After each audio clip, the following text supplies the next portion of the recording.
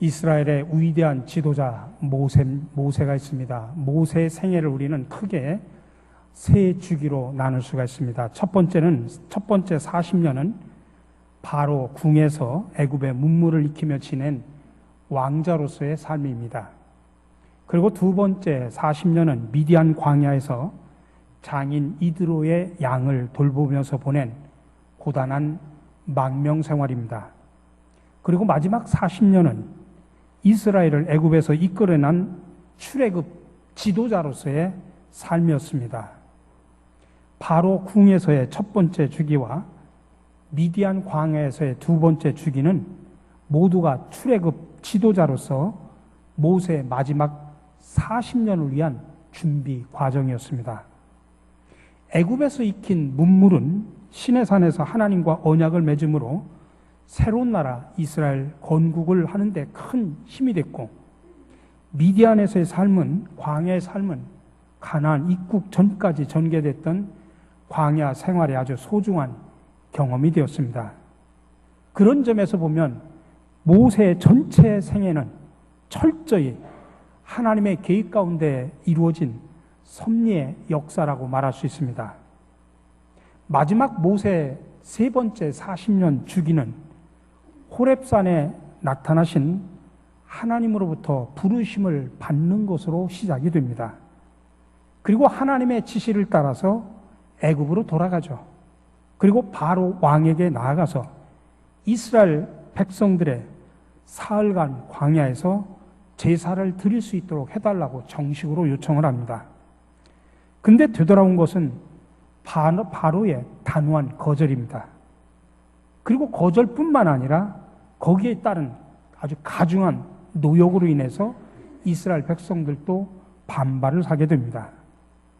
지금 모세는 바로 왕과 이스라엘 백성들 모두에게 배척을 당하는 사면 초과의 위기를 맞은 것입니다.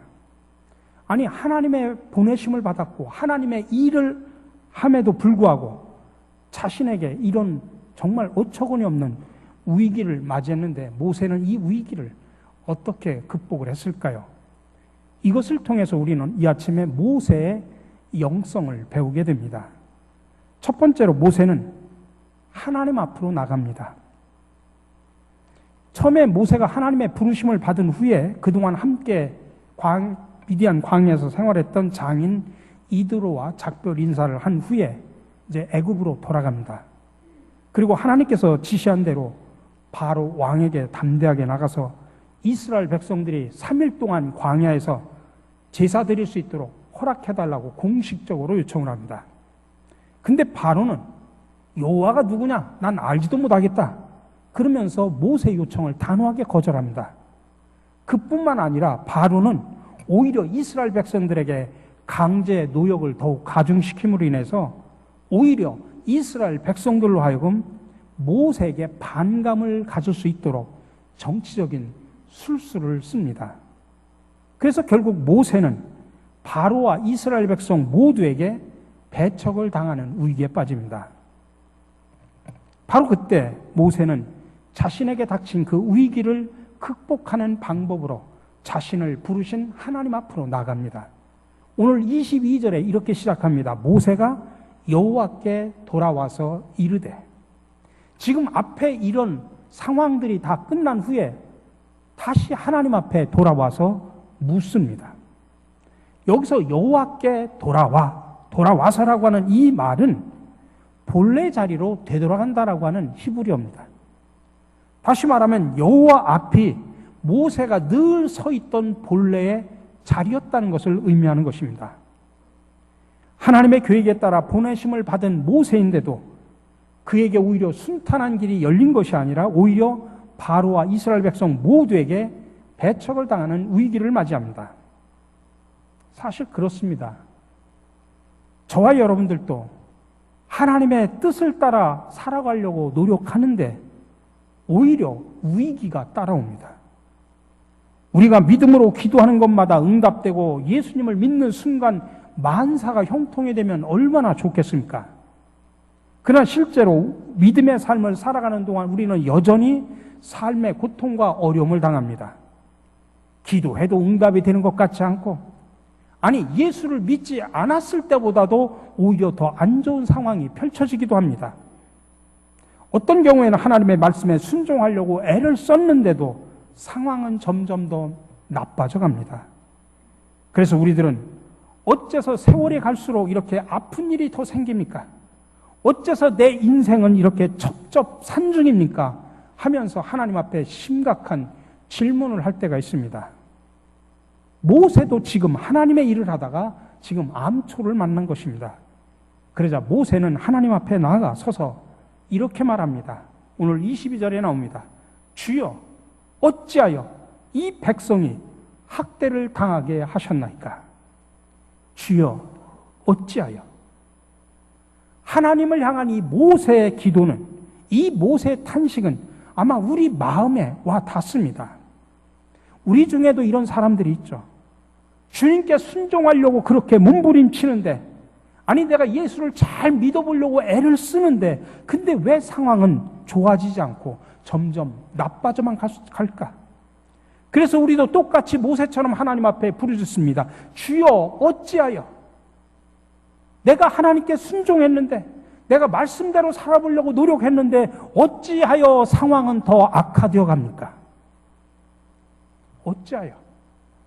그렇게 하나님 앞에 부르짖어 기도한 적이 한두 번이 아니지 않습니까? 근데 여러분, 우리가 여기서 알아야 할 것이 있습니다. 그것은 어려움이라고 하는 것, 고통이라고 하는 것은 인간의 실존이라는 것입니다.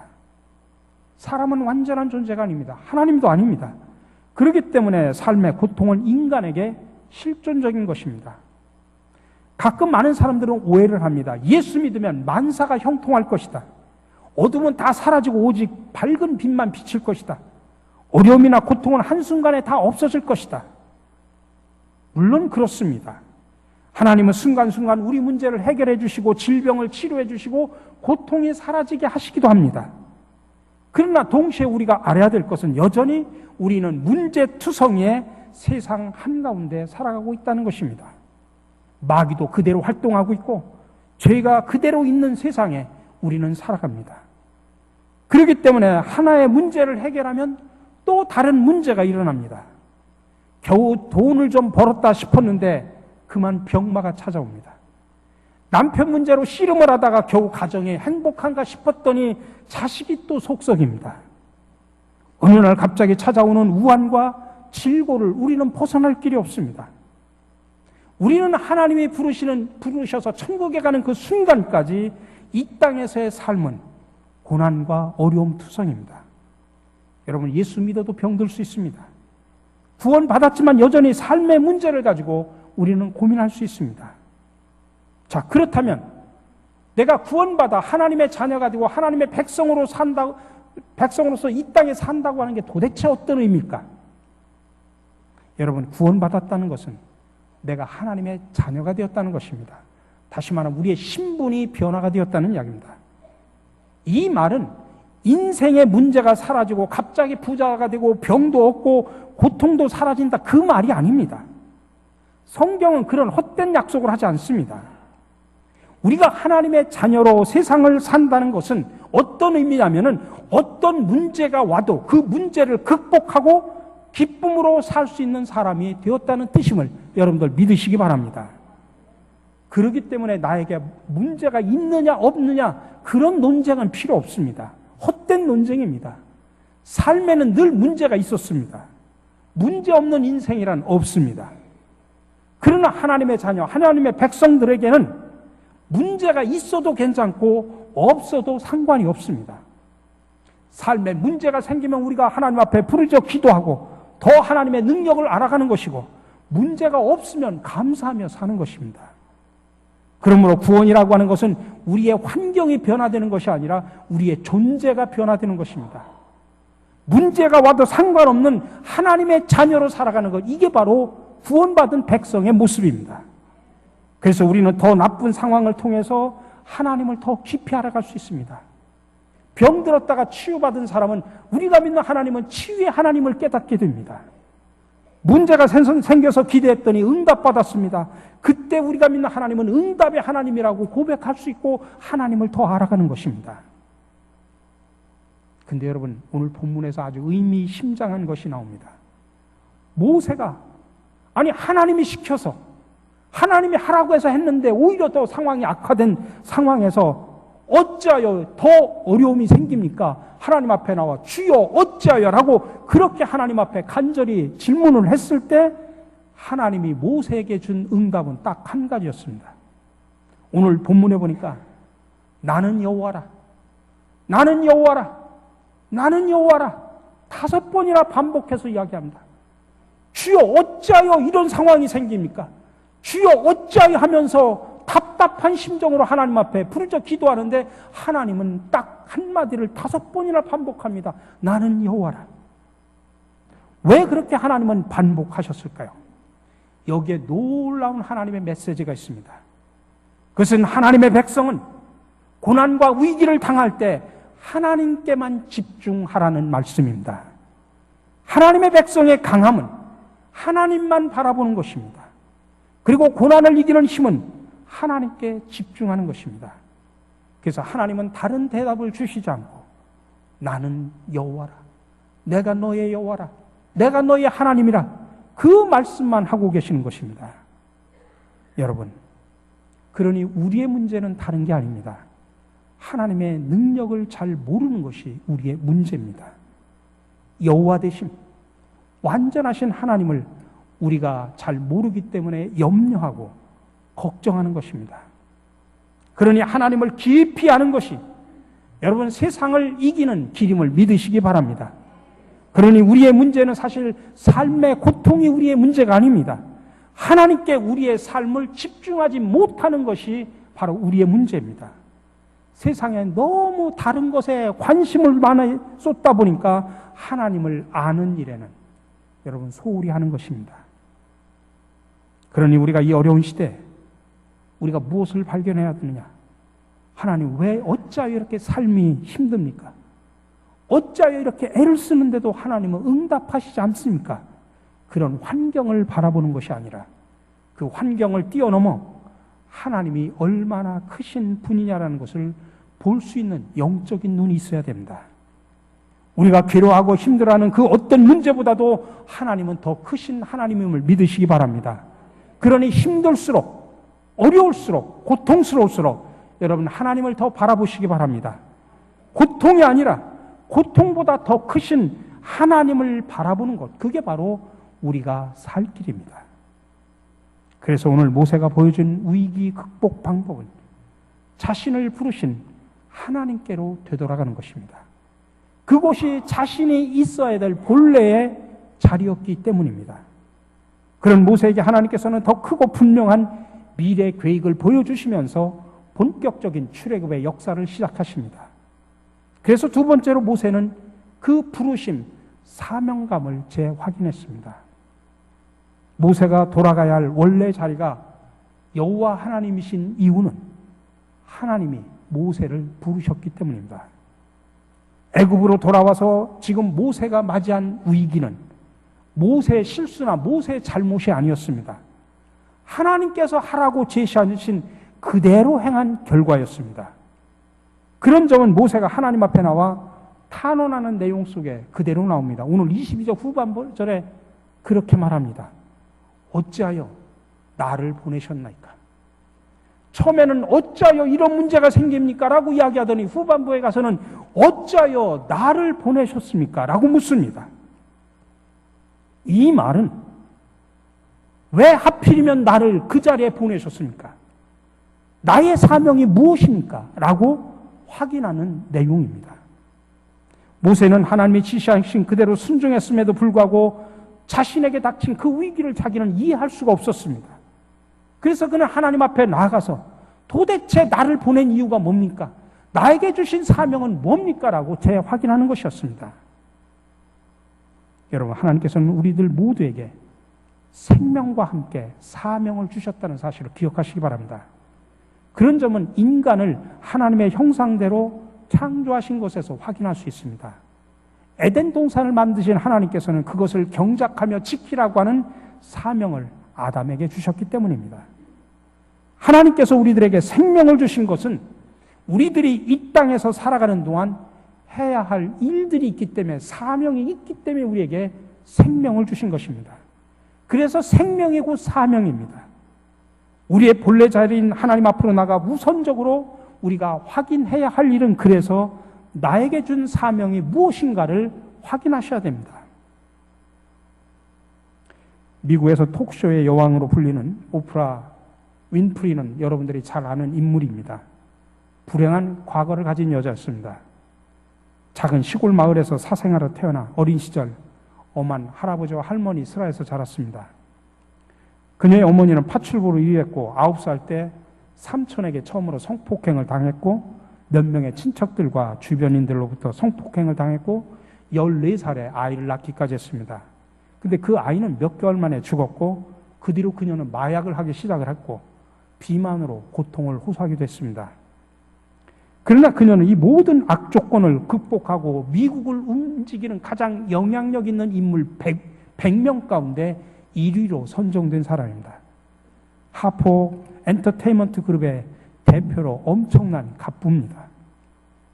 이렇게 된 그녀의 힘의 원동력은 가난과 아픔을 자신에게 준 하나님의 사명으로 받아들일 수 있었기 때문이라고 그는 신앙 고백하고 있습니다. 그녀는 성경을 읽으면서 모세를 자신의 인생과 신앙의 모델로 삼았다고 합니다. 자신이 쓴 이것이 사명이다라고 하는 자서전에서 그는 4가지 사명을 말합니다. 첫째, 남보다 더 가졌다고 하는 것은 축복이 아니라 사명이다. 둘째, 남보다 아파하는 것이 있다면 그것은 고통이 아니라 사명이다. 아파본 사람만이 아픔을 겪는 사람에게 봉사할 수 있기 때문이다. 셋째, 남보다 설레는 꿈이 있다면 그것은 망상이 아니라 사명이다. 마지막 넷째, 남보다 부담되는 어떤 것이 있다면 그것은 사명이다. 여러분, 하나님께서 오늘 우리에게 생명을 주셨기에 오늘 우리는 이 자리에 나와 하나님 앞에 예배를 드립니다. 왜 생명을 주셨다고 생각하십니까? 지금까지 아무 생각 없이 하루하루 살아간다고, 아침이 되니까 일어나고 저녁이 되니까 잠자고 그 인생 살아오셨습니까? 하나님께서 오늘도 나에게 생명을 연장해 주신 이유는 나에게 맡겨진 사명이 있기 때문임을 여러분들 기억하셔야 됩니다. 그러면 그 사명을 이루기 위해서 여러분은 지금까지 무엇을 하셨습니까? 마지막 세 번째로, 모세는 위기 속에서 영적으로, 인격적으로, 믿음으로 더 성숙해져 갔습니다. 본래 자리인 하나님 앞에 나간 모세는 하나님으로부터 오늘 본문에 보니까 2가지 응답을 받습니다. 하나님께서 강한 손을 펼치심으로 본격적으로 출애굽 구원에 하나님께서 개입하실 것이다. 그리고 그런 구원을 받은 이스라엘 백성에게 주어질 복이 무언가를 설명하고 있습니다. 여러분, 하나님 앞에 바로 서 있기만 한다면 아무리 어려운 위기를 겪어도 오히려 그것이 더 큰 은혜를 받으며 더 확실한 비전을 확인하는 통로가 될 수 있음을 기억하시기 바랍니다. 출애굽 지도자로서 모세는 순탄한 일보다는 크고 작은 위기들의 연속이었습니다. 그럴 때마다 모세는 자신에게 닥친 위기 극복의 방법으로 본래 자리인 여호와 하나님 앞으로 나갔습니다. 그것은 모세에게 위기를 극복하는 결과를 안겨주기도 했지만, 또 그런 과정 하나하나의 과정, 한 단계씩 과정을 겪으면서 그의 영적인 나이테를 쌓아가는 성장과 성숙의 기회가 되었던 것입니다. 그런 점은 모세와 관련된 2가지 사건에서 확인할 수 있습니다. 첫 번째는 모세가 흑인 구스와 결혼한 문제를 놓고서 미리암과 아론이 비방을 했습니다. 그때 하나님께서는 모세의 온유함이 지면의 모든 사람보다 뛰어나다는 점을 들어서 모세를 칭찬합니다. 또 다른 하나는 가나안 땅에 들어가고 싶은 모세의 마지막 소원을 하나님께서는 거절하셨습니다. 이때도 하나님께서는 모세는 여호와께서 대면하여 아시던 자라고 하면서 모세를 극찬합니다. 모세가 이렇게 하나님께 받은 극찬과 인정은 모든 위기 속에서 본래 자리인 하나님 앞으로 나아가 얻은 성숙의 결실들이었습니다. 그러니 신앙 안에서 위기는 또 다른 성숙의 기회가 될 수 있음을 믿으시기 바랍니다. 그러니 성경은 말합니다. 그래서 범사에 감사하라. 하나님을 사랑하는 자 곧 그의 뜻대로 부르심을 입은 자들에게는 모든 것이 합력하여 선을 이룬다라고 말씀하고 있습니다. 미국 사람들의 이야기 속에는 결혼 생활을 잘하기 위해서는 3가지 링이 필요하다고 말합니다. 반지인데 첫 번째는 인게이지먼트 링, 약혼 반지죠. 2번째는 웨딩 링, 결혼 반지입니다. 3번째가 서퍼링, 고난입니다. 링으로 끝나는 미국의 단어, 영어 단어를 가지고 만든 재미난 글이긴 하지만은 세상에서 가장 좋은 것은 반드시 고난이 따른다는 걸 기억하셔야 됩니다. 고난을 통과해야 좋은 것이 나타나는 법입니다. 그래서 생애 시작되는 곳에 위기도 시작된다는 말이 있습니다. 사람은 살아가면서 수많은 위기를 만납니다. 크고 작은 위기를 만나지만 우리가 극복 못할 위기는 없습니다. 그리고 사람은 태어나 살면서 수많은 고난을 당합니다. 그래서 아마 사람은 태어나자마자 아마 우는 것 같습니다. 힘든 학습과 고난을 겪은 후에 합격한 사람들의 이야기를 우리는 많이 듣습니다. 죽을 만큼 힘겨운 훈련과 고난을 겪은 후에 챔피언 자리에 오른 수많은 선수들의 이야기도 있습니다. 그 탈무드에는 이런 이야기를 합니다. 사람의 눈은 흰 부분과 검은 부분으로 이루어졌습니다. 근데 어째서 하나님은 이 검은 부분을 통해서 사물을 보도록 만들었을까? 거기에 대한 탈무드의 해답은 이렇습니다. 인생은 고난을 통해서 밝은 곳을 바라보기 때문이다. 그래서 고난은 인생을 더욱 빛나게 하는 힘이다. 시편 119편 67절에서 이렇게 말합니다. 고난 당하기 전에는 내가 그릇 행하였더니 이제는 주의 말씀을 지키나이다. 인생은 고난을 당한 다음에야 성숙해지고 주의 말씀인 복음으로 더 가까이 다가가며 말씀을 지키고 살아가게 됩니다. 그래서 고난은 우리 인생에 있어서 문제가 아니라 연단하게 하는 힘임을 믿으시기 바랍니다. 미숙한 사람, 성숙한 사람이라는 글이 있는데 제가 일부분만 발췌해서 말씀드립니다. 미숙한 사람은 고난이나 불행한 환경을 견디지 못하지만 성숙한 사람은 바람과 물결이 항상 유능한 항해사의 편에 선다고 믿으며 그것을 거부하지 않는다. 미숙한 사람은 좋고 싫고를 따지지만 성숙한 사람은 옳고 그르고를 선택한다. 미숙한 사람은 조그만 불행도 현미경으로 확대해서 보지만 성숙한 사람은 큰 불행도 만원경으로 들여다본다. 미숙한 사람은 자신의 과거를 보지만 성숙한 사람은 미래를 내다본다. 미숙한 사람은 특별한 일들에만 관심이 있지만 성숙한 사람은 평범하고 작은 일에서 더 많이 배운다. 미숙한 사람은 자신이 선택하려는 그 하나만을 보지만 성숙한 사람은 선택에서 제외되는 나머지까지를 살필 줄 안다. 미숙한 사람은 구름만 쳐다보지만 성숙한 사람은 구름에 가려진 태양을 바라본다. 미숙한 사람은 세상이 개선하지 않으면 안 되는 것들로 가득 차 있다고 불평하지만 성숙한 사람은 자신을 먼저 변화시키는 데서 세상의 변혁을 꿈꾼다. 함께 기도하겠습니다.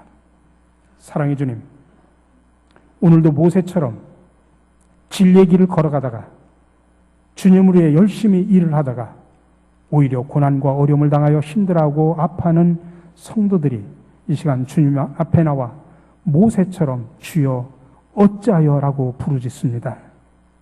그러나 오늘 말씀을 통해 우리는 하나님의 자녀로서 어떤 문제가 와도 그 문제를 극복하며 기쁨으로 살 수 있는 지혜와 용기를 주시니 또한 감사를 드립니다. 그러므로 이제부터 우리에게는 문제가 있어도 괜찮고 없어도 상관이 없습니다. 삶에 문제가 있으면 기도하고 더 하나님의 능력을 알아가게 하시며 문제가 없으면 감사하며 살아가게 하옵소서. 또한 하나님께서 우리에게 생명을 주신 것은 우리가 해야 할 사명이 있음을 깨닫게 하옵소서. 그 사명을 위해 힘쓰게 하옵소서. 고난은 문제가 아니라 연단하게 하는 힘임을 알아 고난과 위기 속에서 더욱더 성숙해가는 우리의 믿음과 인격이 되게 하여 주시옵소서. 십자가의 고난을 통해 부활의 기쁨을 주신 예수 그리스도의 이름으로 기도드립니다. 아멘.